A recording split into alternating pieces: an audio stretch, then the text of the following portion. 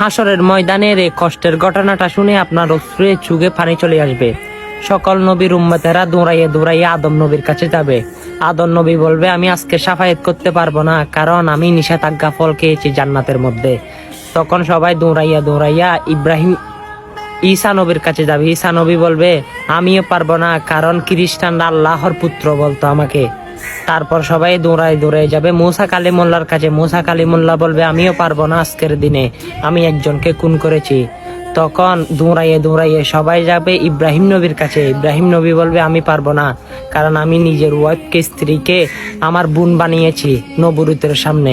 তখন তারা দেখাই দেয় একজনেই পারবে সাফায়াত করতে, তিনি রহমাতাল লিল আলামিন উম্মতের কান্ডারি মুহাম্মাদুর রাসূলুল্লাহ সাল্লাল্লাহু আলাইহি ওয়াসাল্লাম। হ্যাঁ, আমরাই ভাগ্যবান, সেই নবীর উম্মত আমরা। সেই নবী আমাদেরকে সাফায়াত করে, সকল নবীর উম্মতকে সাফায়াত করে জান্নাতে নিয়ে যাইবে। সুবহানাল্লাহ।